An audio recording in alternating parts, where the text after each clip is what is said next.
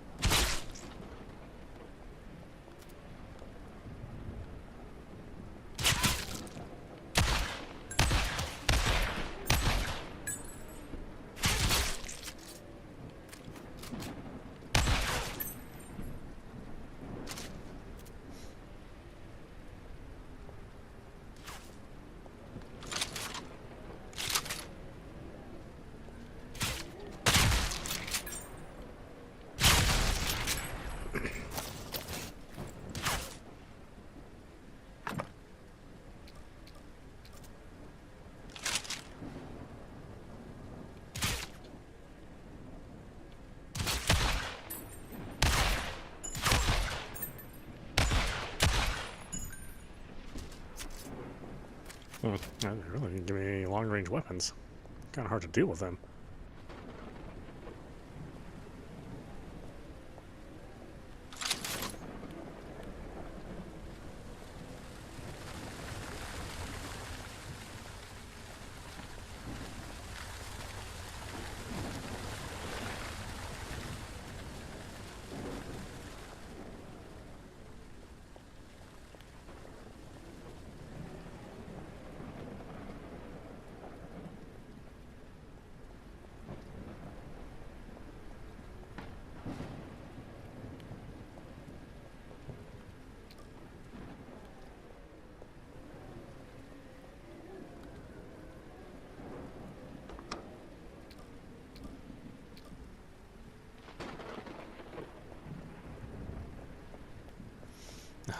Let's see what's up there.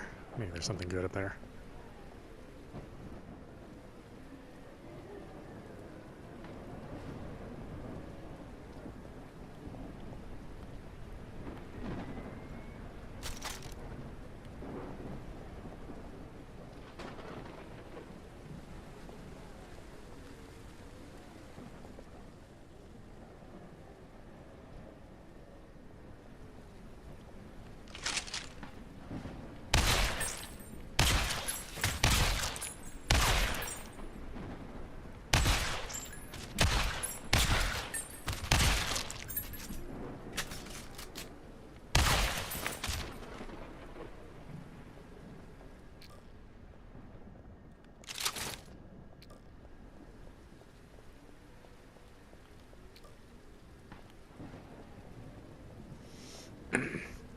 Holy nun, eh?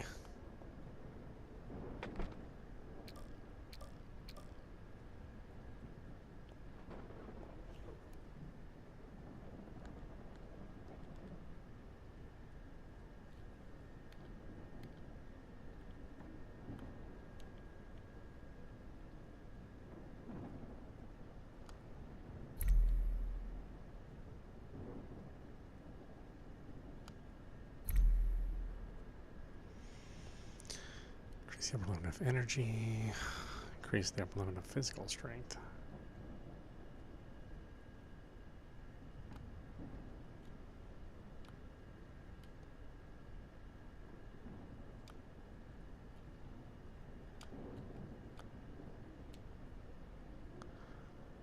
Quickly executes the enemy, knocking them back.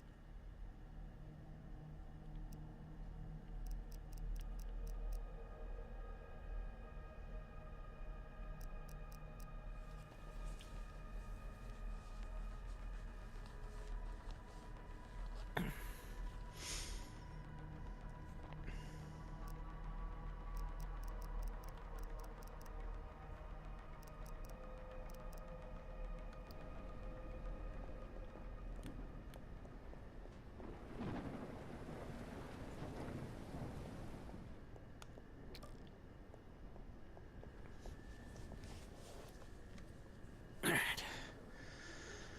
2 skill points.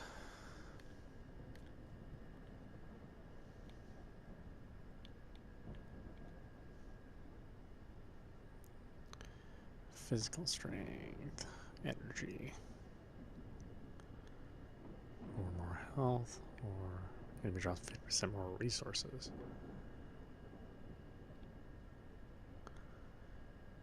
Press the enemy to the ground and hammer. After a set common punches, knocks back the enemies in the fan shape. Interesting.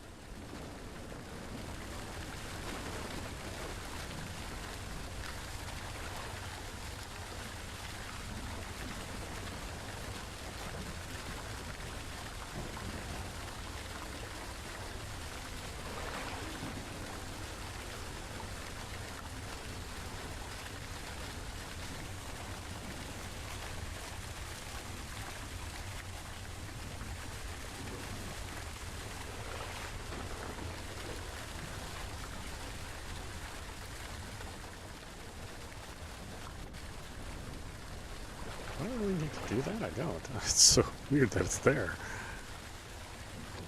Maybe not so weird for this game.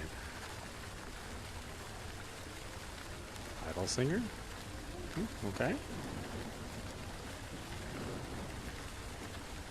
Holy Nun. Yeah. Interesting approach to a nun.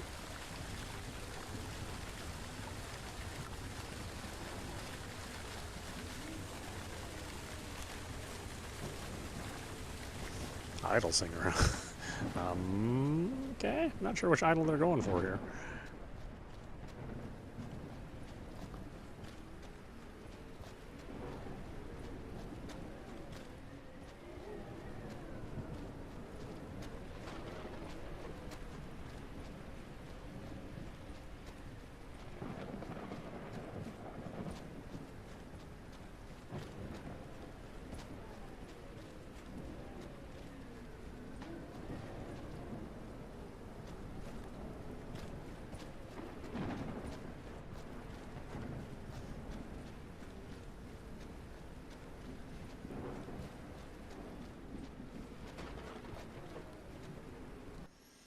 Okay, well this has got to stop. Running being L3 is not great.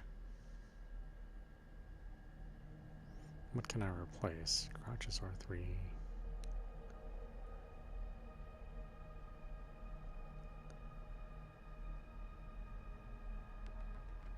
Maybe interact can be L3.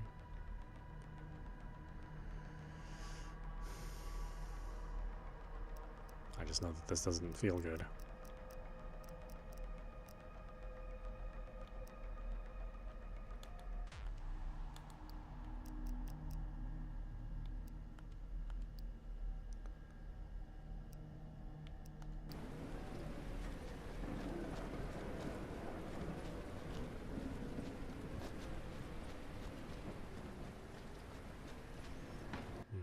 I can't move and run with this situation, so I need like L3. What's L? Or I need L1. What's L1? Use medications, scope, read text. R1 is throw.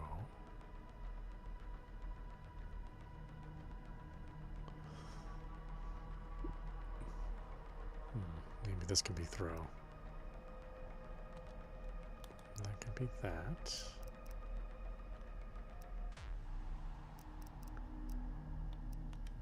That could be R1.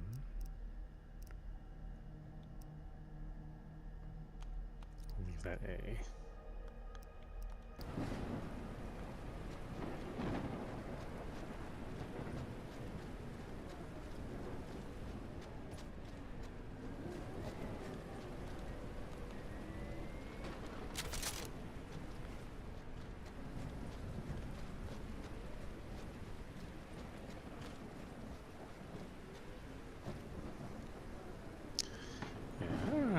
How about that pop star outfit? Not really good to get like a good idol singer out vibe from that.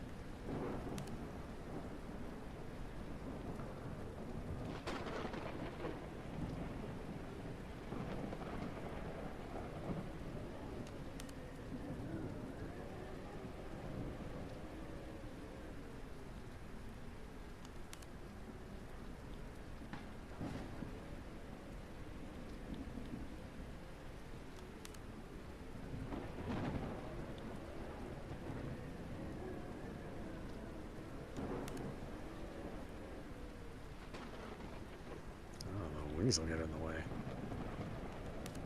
I guess maybe we'll stick with Magician.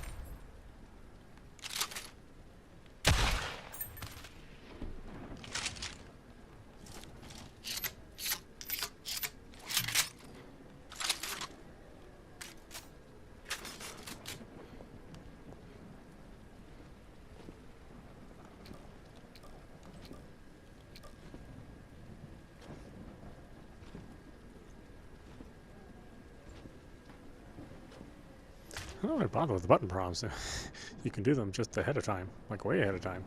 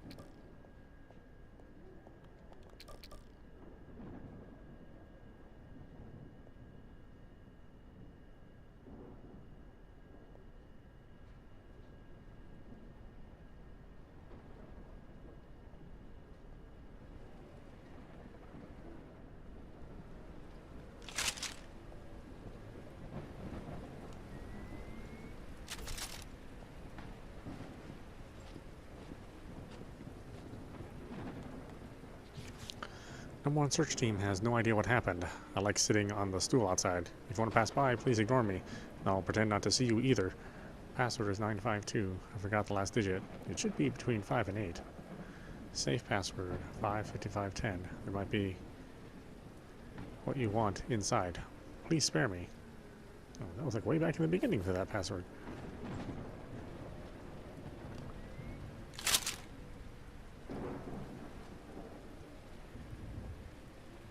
Oh, now you give me a sniper rifle.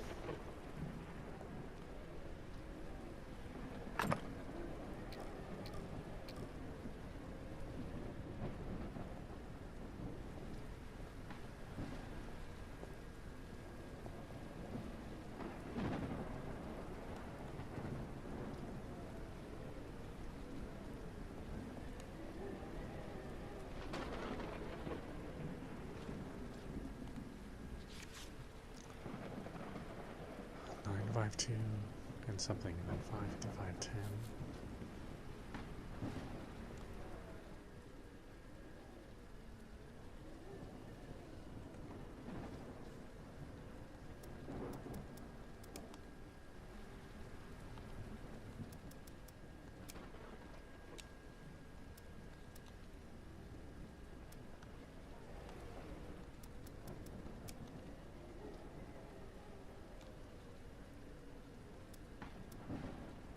Oh, I see.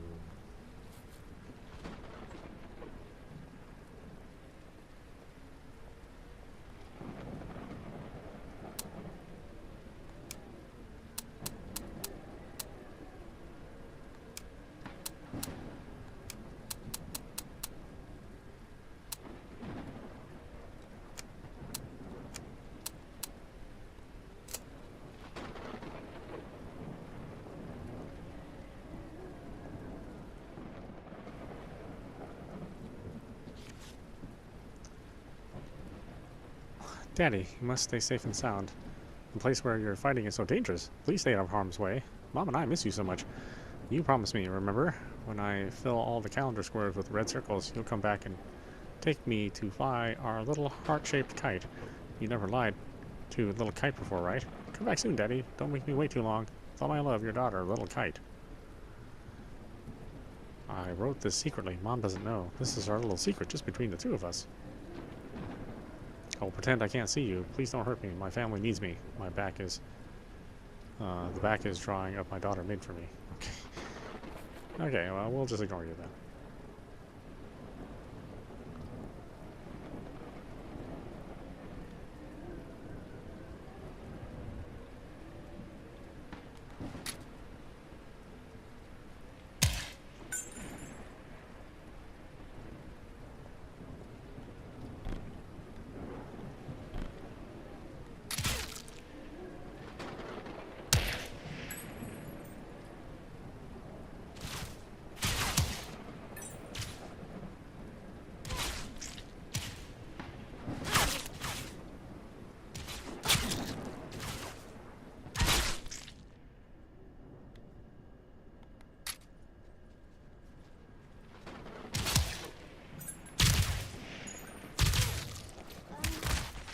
Oh, somebody's here.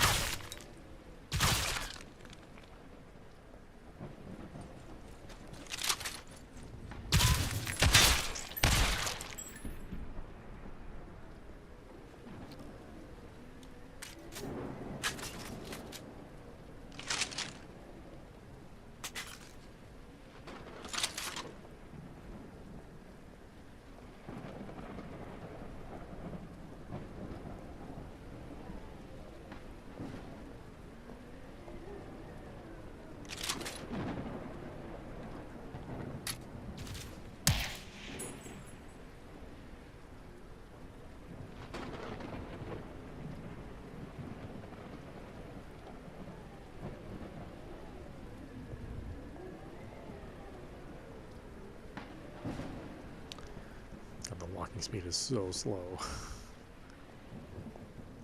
Why does everybody make this mistake of making the walking speed too slow? The tent zipper was stuck again. It took 3 tugs to pull open the narrow gap. The cold wind carrying grit rushed in, stinging my face like tiny knife blades. I pulled out a half-burnt candle and lit it. The flickering flame made my shadow waver crookedly in the canvas, much like how I feel right now. I don't want to work anymore. Really don't. Earlier during my guard shift, I stepped into a mud pit. My combat boots are full of soggy mud, squelching with every step. I've scrubbed the rust off the rifle barrel over and over, but the spots remain, just like the red veins in my eyes from days without proper sleep. The squad leader was shouting over the walkie-talkie to check equipment, but staring at my own reflection in the scope, I suddenly felt it was all so pointless. I miss home.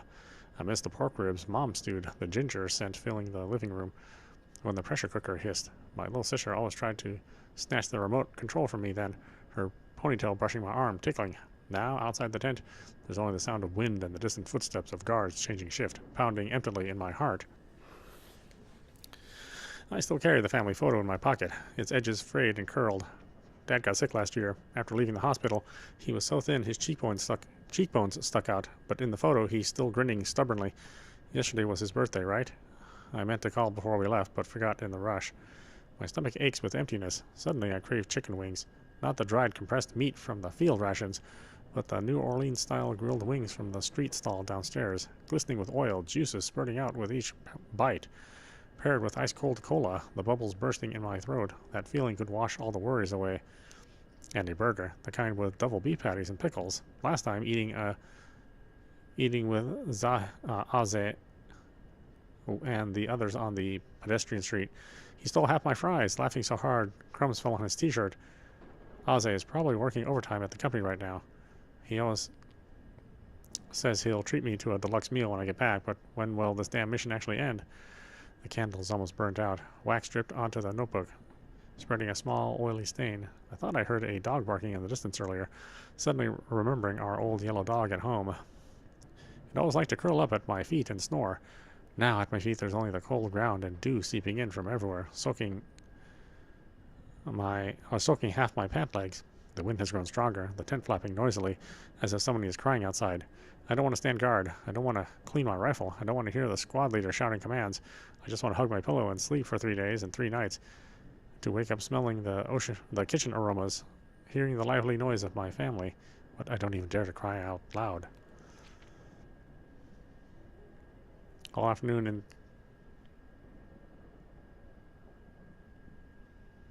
I mean, oh boy, this guy wrote quite a bit. My goodness.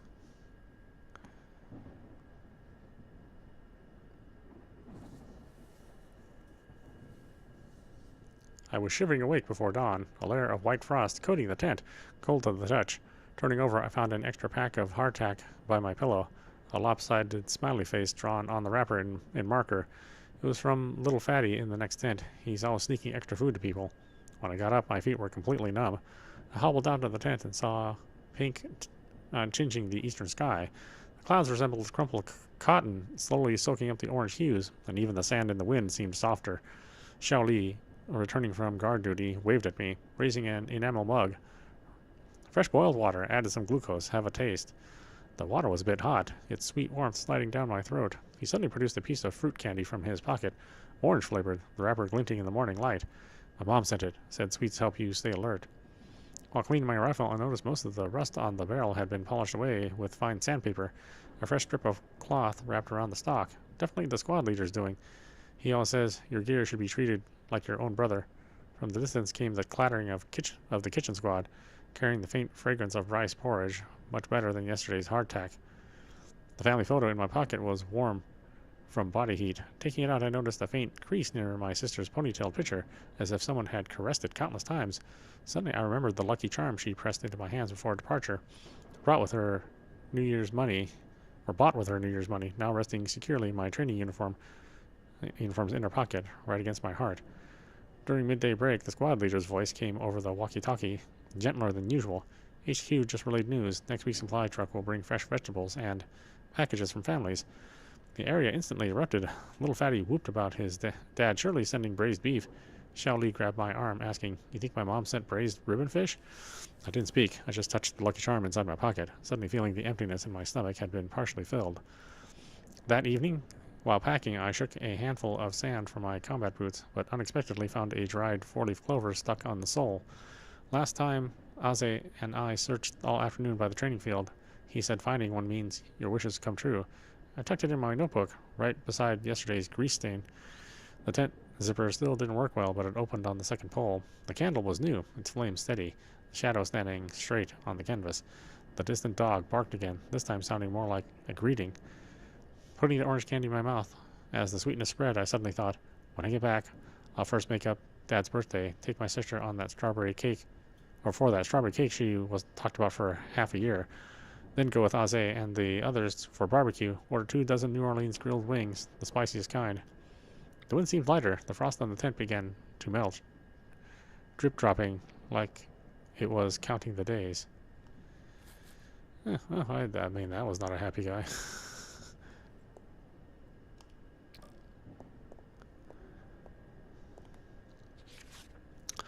1. Camp management discipline. Strictly abide by camp setup regulations. Set up tents in designated areas to ensure they are stable, neat, and spaced in line with safety standards. Unauthorized changes to tent locations are not allowed. Maintain camp hygiene.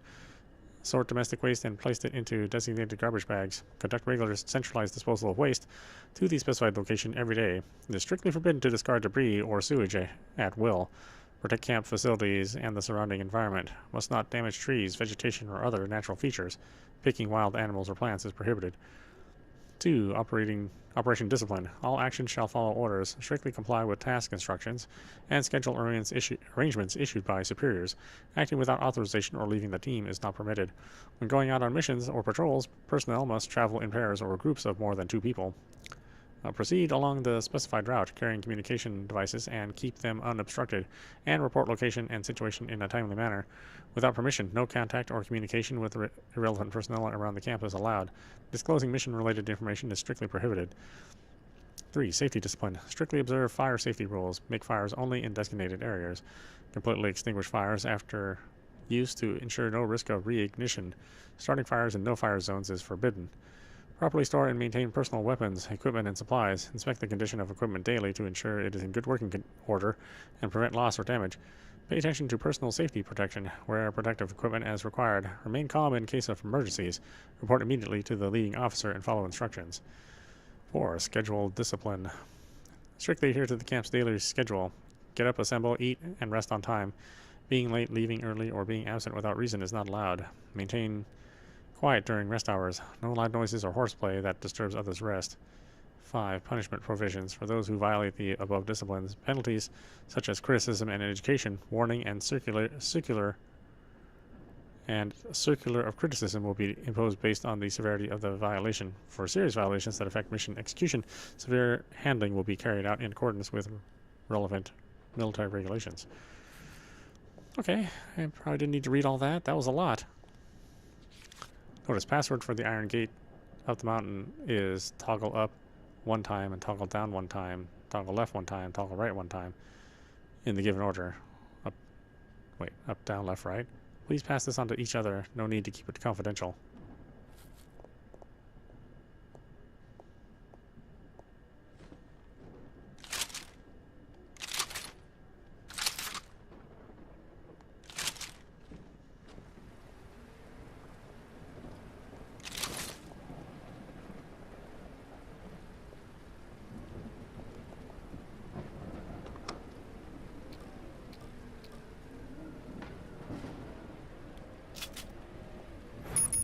Oh, whoops. Forgot about that.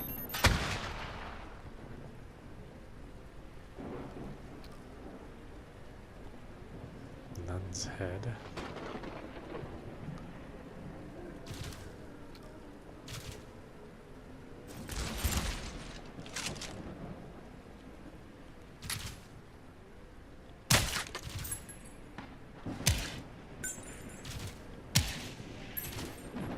Why aren't you hitting him?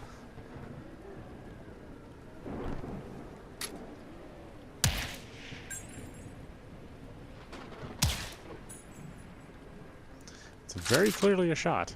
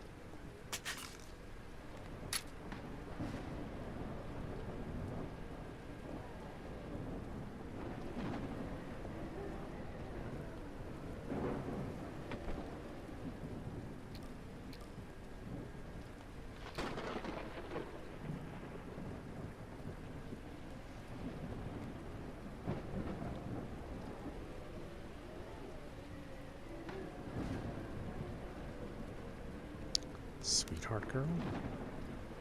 Oh, it's a very normal looking thing. How very unusual for this game.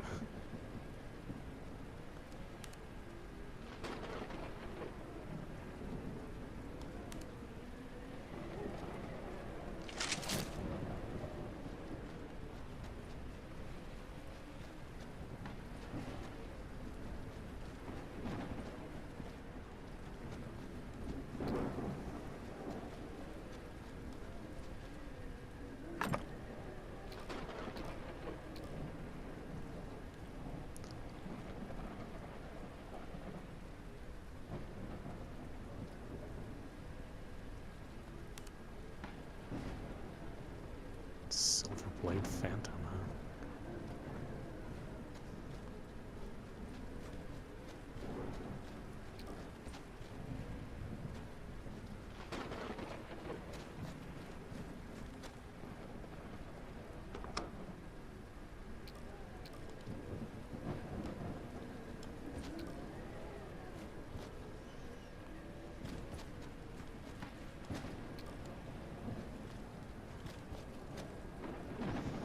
It's just endless outfits. Personalized purple. Oh, that one's actually not bad. Cyber Warrior Cloud Gray.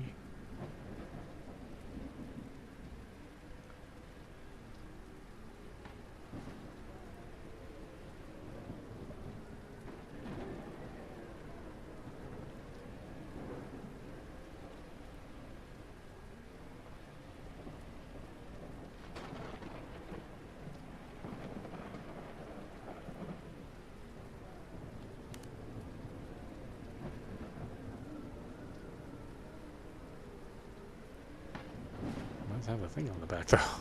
I don't like that part.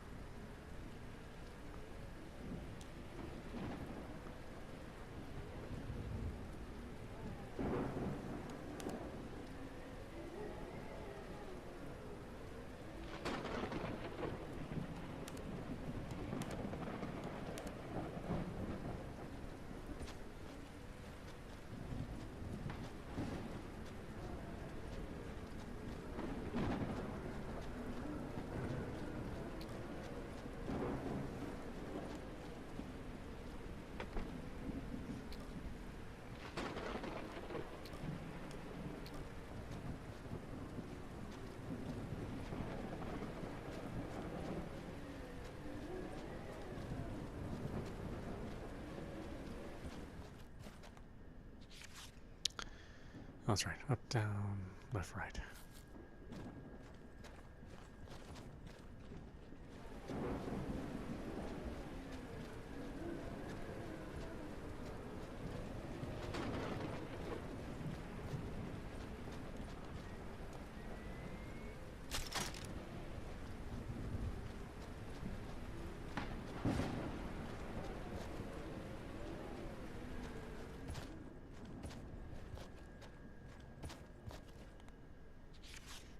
Headcount was conducted at 0600 hours today, and a new recruit from the 3rd Squad was found absent from his post. His personal equipment and first aid kit were left in the tent, his rifle leaning against the edge of the bed with an empty magazine. It is presumed that he failed to replenish ammunition as required after the night shift rotation.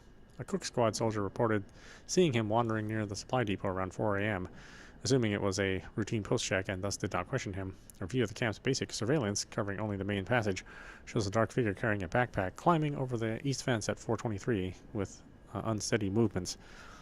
A 2-man team has been dispatched to track outside the fence with no trace of found so far. The soldier has been in service for 3 months with no previous abnormal behavior. An emergency combat meeting was held at 10:15, focusing on discipline and defense duties with good overall order during the meeting. Regarding the disposal of the deserter, it is proposed to report the case in accordance with wartime regulations while postponing the public announcement to avoid secondary panic. The top priority at present is to consolidate the fortifications to reinforce the reinforcement of the west barbed wire must be completed before sunset today,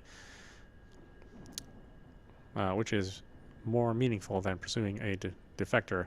In addition, the remaining canned food in the Cook Squad can last for 3 days. Request the supply vehicle to deliver compressed biscuits and I do for as a priority, as the stock of uh, erythromycin ointment is running low.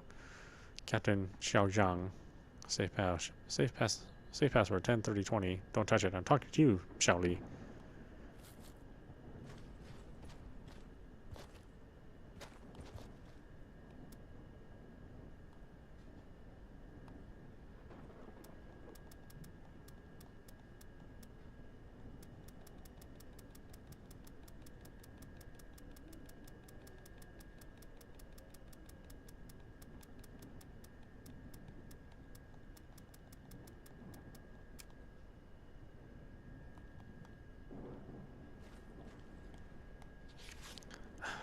Let's see. Shivered awake before dawn, the damn wound on my shoulder acting up again, throbbing with every move. Cursed under my breath and got up. Saw that kid, little fatty, already bustling around the mess tent, blood seeping through the bandage on his arm, still dumbly handing out porridge with a grin. What are you trying to prove? I walked over and kicked him lightly, not daring to use much force. Not even changing your bandage, waiting for an infection and amputation? He just chuckled and shoved a hot steamed bun into my hand. Fresh out of the pot, tried. I glared at him, took the bun, and stuffed it in my mouth. Out of the corner of my eye, I saw Afeng squatting by the tent entrance, his back straight as an iron plate, his rifle polished shiny, but his eyes hollow enough to fit a fist inside. That look on his face yesterday was pissing me off. During the morning equipment check, his rifle parts were laid out neatly, but he just stared blankly at the scope for ages. I walked over and wrapped his helmet. What's with the brooding? Fingerprints all over the lens. Couldn't hit a bird if you tried. He ignored me, his fingers stroking the trigger guard, gentle like he was touching something precious. Hey, I crouched down, lowering my voice a bit. If your better half saw you like this, she'd probably rise up and slap you silly. He finally lifted his eyelids a fraction, his eyes misty, unreadable. I tossed the gun, cleaning cloth next to him. Quit dawdling, if we're late for our mission later. See what the squad leader does to you. Truth is, my heart felt heavy. Little fatty coughing and trembling yesterday. How could I not see it? The kid acted like nothing was wrong, but his hand shook when he passed me the bun. Earlier, passing the mailroom, I saw a crowd around the bulletin board. Glancing at those community names listed, my heart dropped. Isn't Heppingley exactly where little fatty's mom lives? On midday guard duty, I saw him sitting alone on a rock, clutching a string of red beads. The wind was strong, messing up his hair like dry grass. I pulled a pack of hardtack from my bag and threw it, hitting his leg. Eat something. Don't want you too weak to shoot, becoming a live target. He picked up the biscuit but didn't open it, and just held it tight. My older sister used to say, I started out of nowhere, when you hit a rough patch, don't just tough it out stubbornly, have it cry, then do what you gotta do. He finally moved, stuffed the biscuit in his pocket, stood up and brushed the dirt off his pants. Let's go, shift change. Watching his back, I muttered moron, but the corner of my mouth felt stiff. Earlier, passing Little Fatty's tent, I saw him squatting inside, back to the entrance, shoulders shaking, clutching a photo, crying like a baby. I didn't go in, turned and walked away. The wound on my shoulder started hurting again, pain enough to make a man grit his teeth. Damn these shitty days. But no matter how shitty, we've got to keep going. At evening assembly, I saw him tuck that string of red beads back into his inner pocket, his rifle shouldered straight. Little Fatty came out carrying a pot, his voice still loud enough to lift the tent. Chow time, got radish stew with meat today. I took a swig of hot water, scalding my tongue numb, but felt like that stuff clogging my chest had loosened up a bit.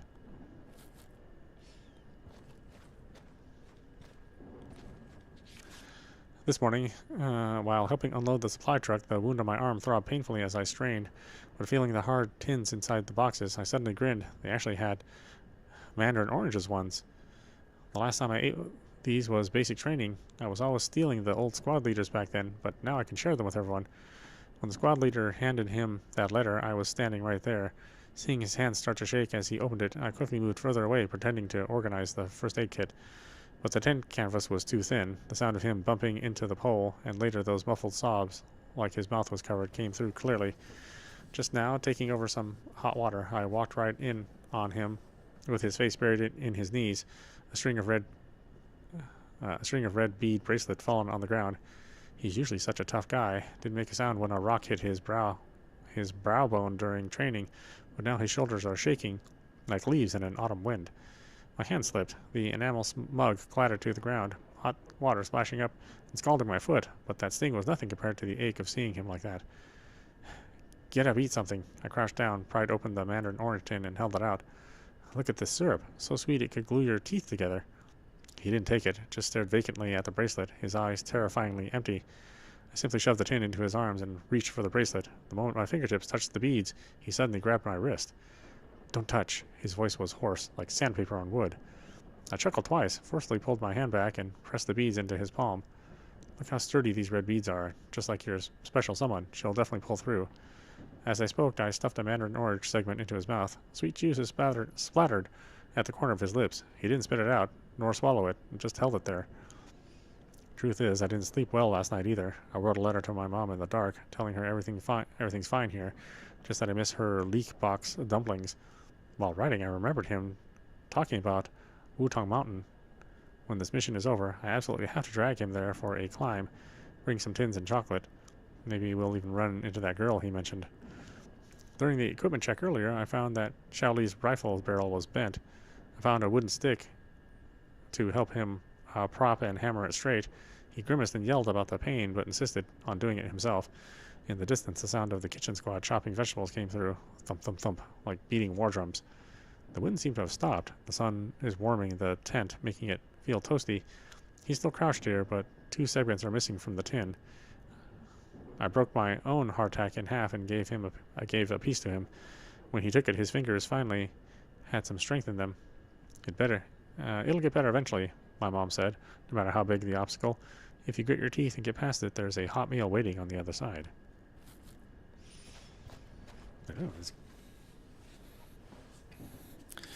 These guys are all super depressed. While unpacking the supply crate, my finger got cut on the sheet metal. Blood beaded up, red as the red bean bracelet she gave me. I kept it hidden in my innermost pocket, its edges worn smooth, but I'll never have the chance to fasten it around her wrist myself. It rained that day. Water pooled in the corner of the tent, reflecting a crumpled photo taken in the train stop before I left. She was on her tiptoes, her arm hooked around my neck, grinning so wide her buck teeth showed. The screen behind us flashed delayed 30 minutes. Those 30 minutes, I should have held her tighter. When you come back, let's climb Wutong Mountain and watch the sunrise, she said back then, clutching my sleeve, her nails digging into the fabric, her voice trembling, but trying to sound light. I patted her back and said definitely, promising to tie a red ribbon for her at the summit, just like in the movies. But now the red ribbon in my backpack is swollen from the rain, and I don't even dare to picture the outline of Wutong Mountain. On patrol, I passed a patch of wild chrysanthemums, a bright yellow, the same color as the dress she wore for her birthday last year. That day, I gave her a silver bracelet. She put it on immediately, spinning with her hand held high, saying, "When you come back with honors, trade this one for a diamond." I laughed and bopped her nose, then saying, "I'll buy the biggest one." But now, feeling the half-empty pack of cigarettes in my pocket, I know I couldn't even afford the cheapest lipstick for her. Static suddenly crackled from the walkie-talkie, a sizzling noise that sounded like her choked sobs when she cried. On our last video call, her eyes were swollen like walnuts. She said, "I dreamed about you, dreamed you weren't coming back." I called her silly and said, "This old life of mine is tough as nails." But after hanging up, I crouched in the corner and smoked half a pack, the stubs littering the ground like my shattered lies. While sorting through my backpack, an envelope fell out. This one she slipped to me, saying, "Don't open this until the mission is half over." I opened it now. The paper was wrinkled and damp with sweat, bearing the words, "I'll wait for you." The ink had run blurring into a hazy blue, like the sky before my eyes right now. The wind lifted the tent flap, carrying the scent of wild chrysanthemums, tinged with bitterness. I pressed the photo against my chest, the red beans pressing painfully into my ribs. She always said my handwriting was ugly, but I still want to write something for her, even if it's just one line. I'm sorry, it seems I might have to break my promise. This is 6 pages long, my God.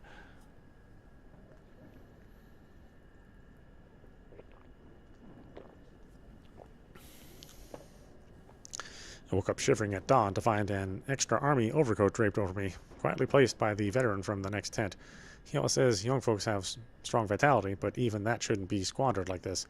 Now the coat carried a faint scent of tobacco, much like the one my grandfather used to wear.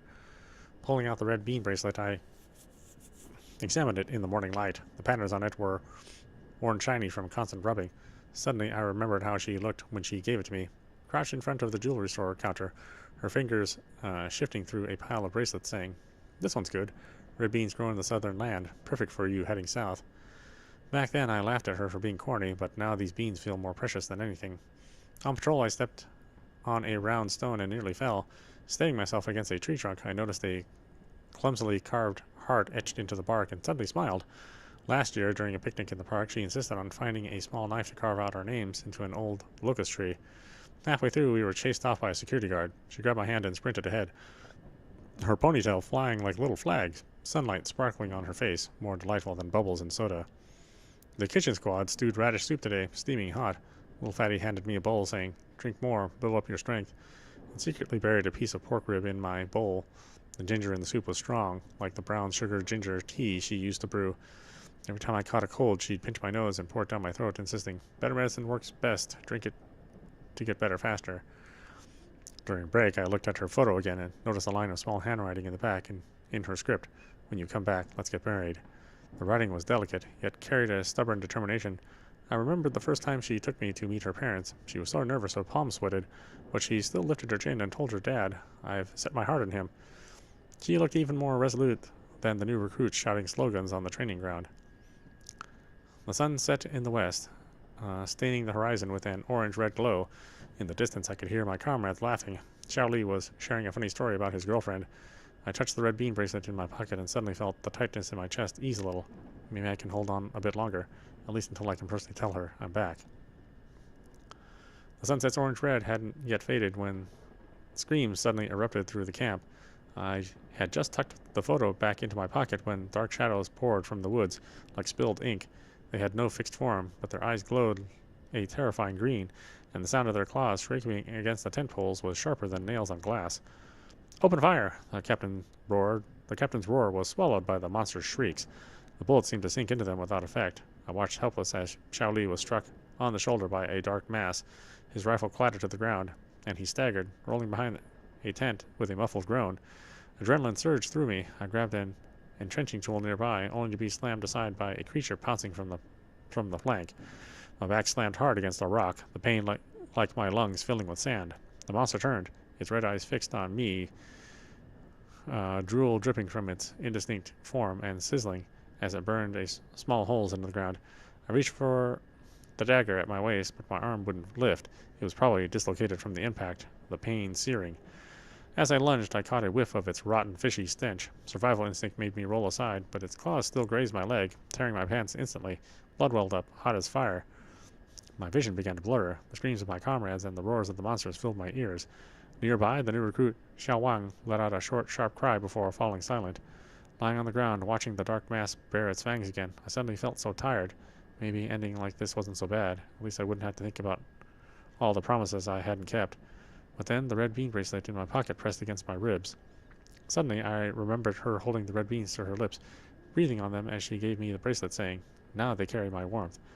I remembered her gripping my hand tightly when we were chased, after carving words in the park saying, "Run faster, don't leave me behind." I remembered the words on the back of the photo, "When you come back, let's get married." The handwriting delicate yet stubbornly determined. I haven't gone back yet. From somewhere I found strength. Gritting my teeth, I dragged the rifle closer. Despite the dislocated arm screaming in pain, I pressed the muzzle against the monster's eye. The moment I pulled the trigger, I seemed to see her standing atop the Wutong Mountain, a red ribbon fluttering gaily in the wind, her shouting to me, "What took you so long?" The gunshot left my ears ringing. The dark mass let out a piercing shriek and dissolved into black smoke.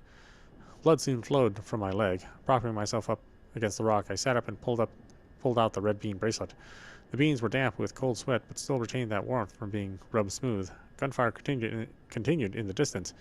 Faintly, I heard Xiao Li shouting, "There's a first aid kit over there." I knew I had to survive. She's still waiting for me. How could I let her wait in vain? The gunfire gradually subsided, the last wisp of sunset gray purple by gunpowder smoke. Little Fatty, limping on one leg, hurried back and forth. A deep gash in his arm revealed bone, yet he ignored his own injury, first wrapping compression bandages around Xiao Li's bleeding shoulder. "Hang in there." His voice was still loud, but his hands were gentle, as if handling something fragile. In the distance, the captain's voice called out, choked with tears. No one was responding. Only the wind carried the scent of blood swept through the tent wreckage. I leaned against the rock, the wound on my leg bound with a first aid kit, but blood still seeped out, soaking the bandage dark brown. Clutching the photo in my hand, its corners wrinkled from sweat, her smiling face remained clear. Sometime during the fierce battle, I had lost the red bean bracelet. I searched every pocket but couldn't find it. My heart felt like a piece had been gouged out, hollow and aching. Here, little fatty handed me a piece of chocolate, the dark kind he'd been saving. Suck on it. It'll help for a while. He squatted beside me, patting my knee with his uninjured left hand. Stop spacing out. Being alive is what matters. I put the chocolate in my mouth. Bitterness spread, but my vision grew increasingly blurry. Her face in the photo gradually overlapped with another memory. The back door of a middle school classroom. I was cornered by a few older students, my backpack thrown on the ground, textbooks scattered. They kicked my shins, calling me a nobody's bastard. I clenched my teeth, afraid to cry or fight back. Just then a girl with a high ponytail rushed over, picked up a brick, and raised it overhead. Try touching him again.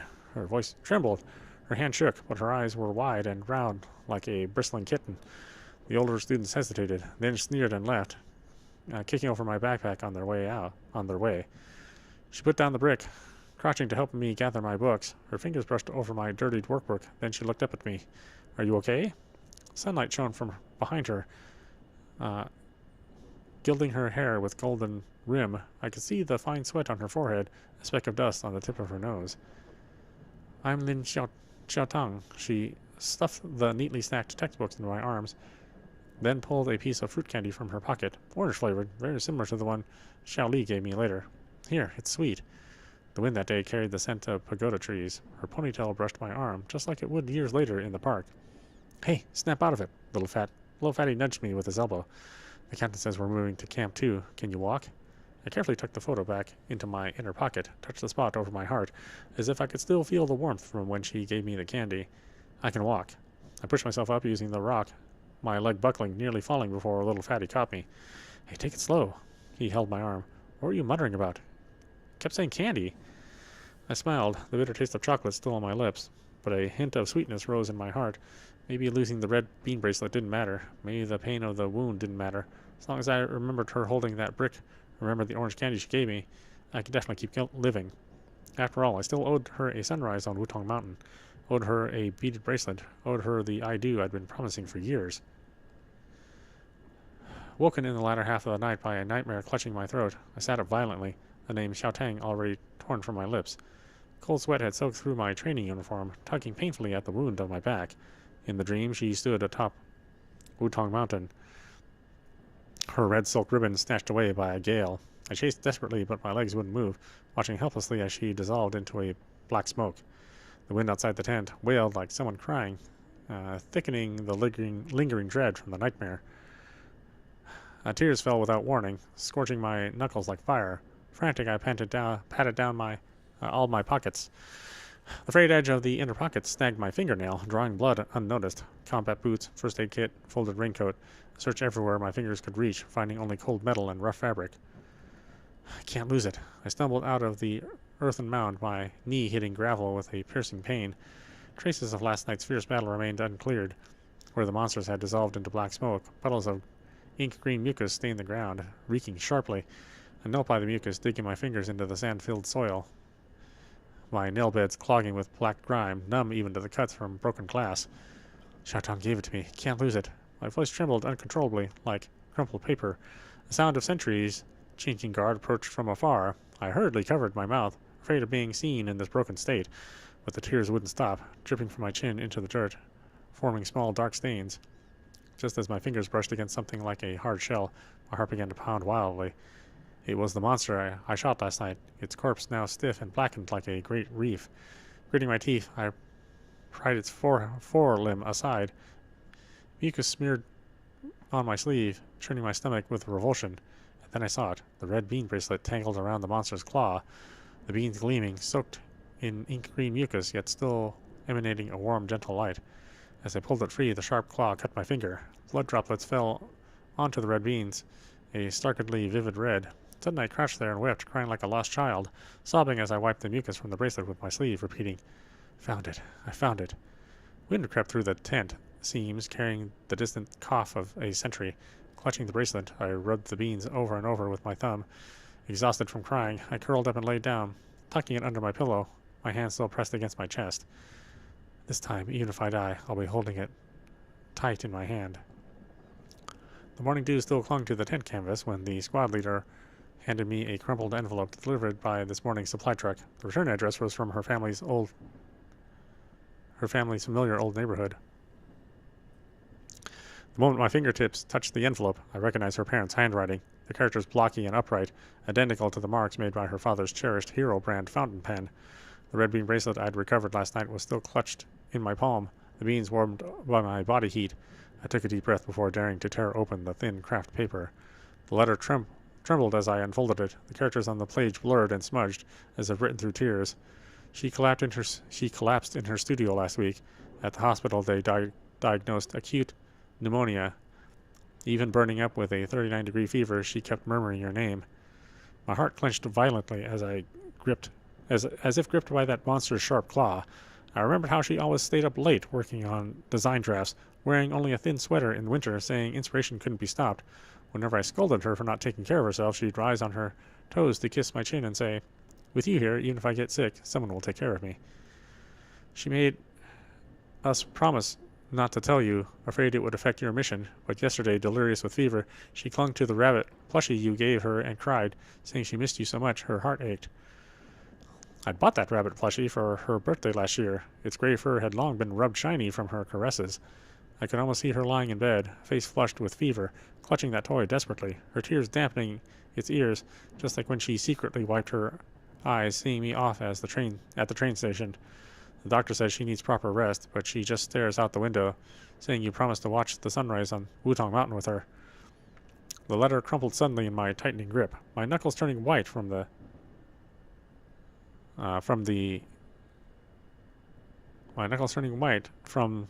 force.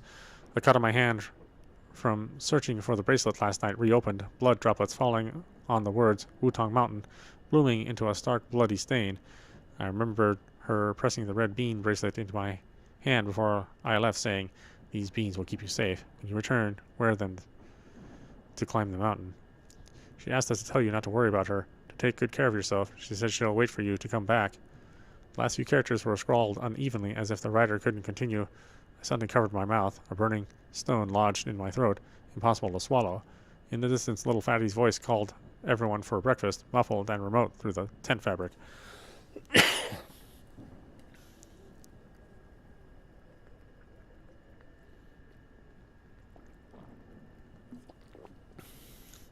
I pressed the letter against my chest, where the outline of her photo still lay, the red bean bracelet pressed into my cut on my palm, a piercing pain, but it was nothing compared to the agony in my heart.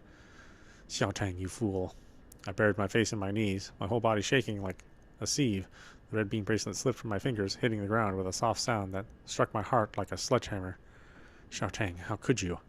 You promised to wait for me, to wear the diamond bracelet I'd buy you, to stand atop Wutong Mountain, waiting for me to tie the red ribbon in your hair. How could you break your promise?" Tears fell like broken strings, hitting the bracelet on the ground, kicking up tiny puffs of dust. Staring at those red beans, I suddenly felt everything had lost its meaning.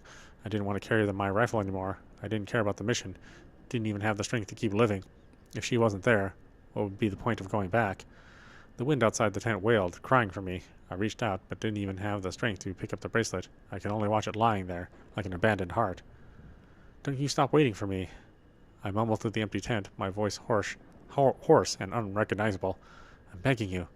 If she was gone, there would be nowhere left in this world worth fighting my way back to."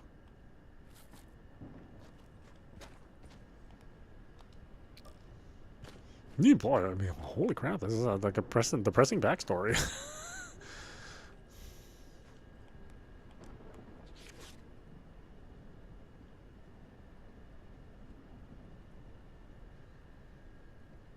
$30, $10, $20.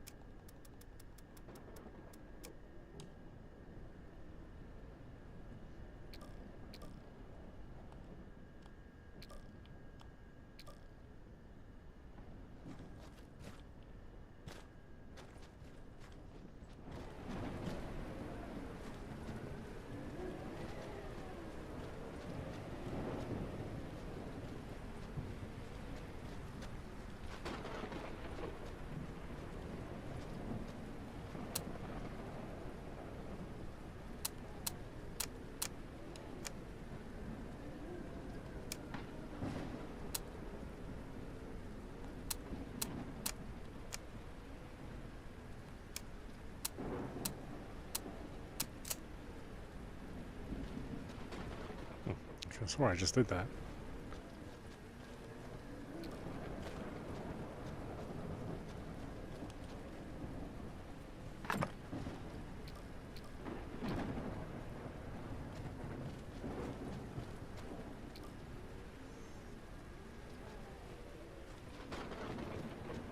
Egyptian headdress.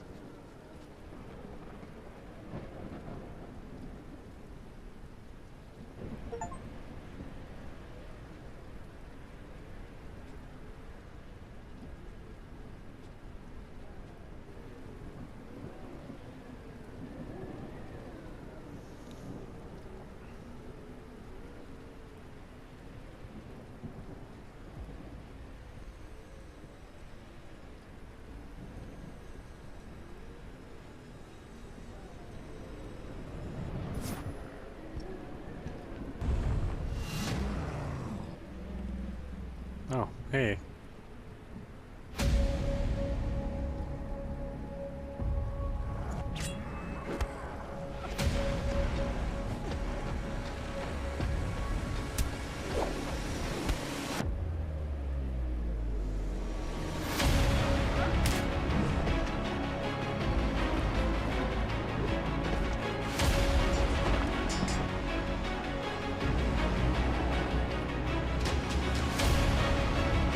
Oh, I have a sword now? When did I get a sword?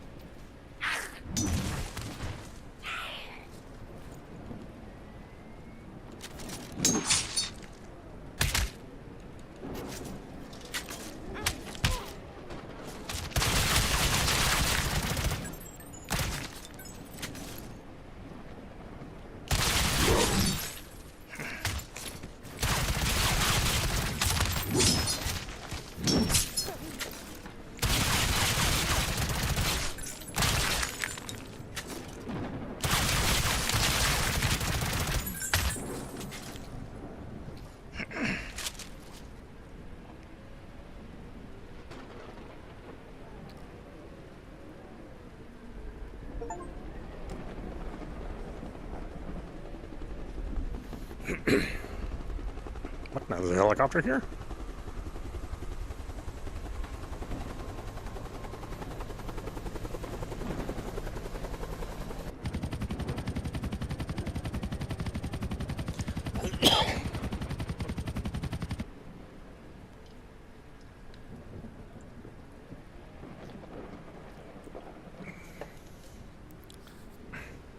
Okay. I'm gonna pick up my stuff first.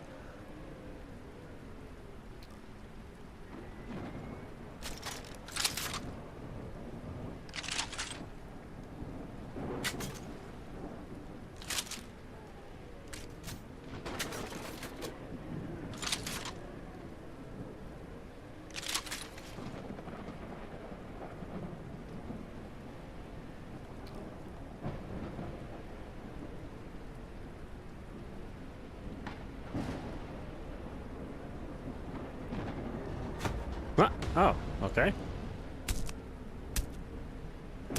No, I wasn't expecting that.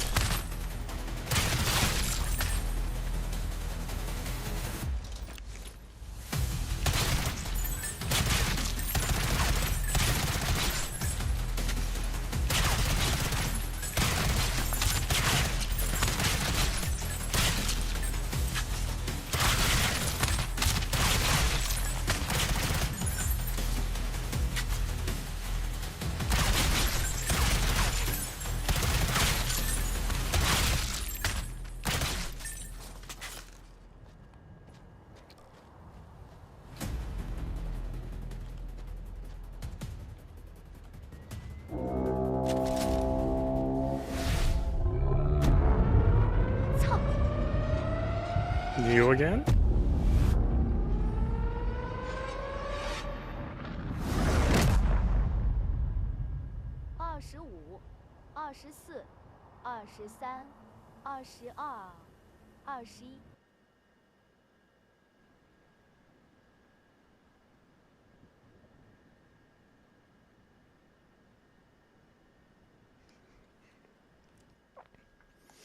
Okay, well.